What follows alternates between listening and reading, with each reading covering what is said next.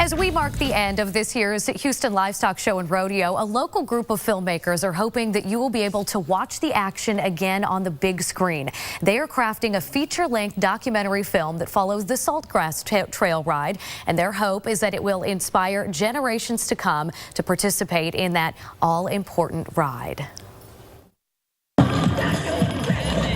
As a little kid, seeing the trail ride go down the street from elementary school was a huge deal. Those were rock stars to me. It is the largest organized horseback movement in the country, drawing 30 wagons and 1,200 riders this year. And while the Saltgrass Trail ride has a long history of success dating back to 1952, tradition is being tested. The way it looks, there's no telling how long it'll be here. Houstonian Michael Pittman is so concerned about what the future may hold for the ride that he is etching this year's journey into a feature-length documentary film. Kids have come and gone.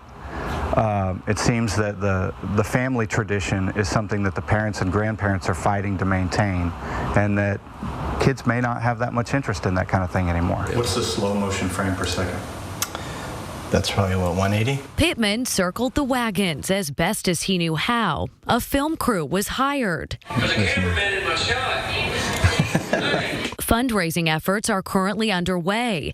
The goal is illustrating the struggle to keep the past alive and educate future generations about those who have literally died doing what they love. There was somebody that passed away during the ride, on the ride, just natural causes. My whole crew was just in shock the whole day that this was somebody that we spent the entire evening with last night, and now they're gone. I find myself trying to explain it to people, and particularly to people in other parts of the country that I talk to, and they just have no idea what this thing is and what it's about. John Wilson has been riding the trail since a child. You got to wake up, eat breakfast, get your horse ready, put the team on the wagon, get lined up, move the rigs, the trailers and everything to the next campsite, and then head out.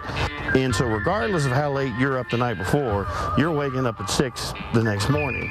And so really you got to pace yourself through the whole thing or it'll wear you out. The 93-mile journey from Brennan to Houston's Memorial Park takes a week to travel. In 2 months, wagon leaders will begin planning for next year's ride. And in 6, Pittman hopes to have his documentary at film festivals around the world. And we have posted a link to the fundraising site for that documentary on our webpage, myfoxhouston.com, under the Scene on TV section.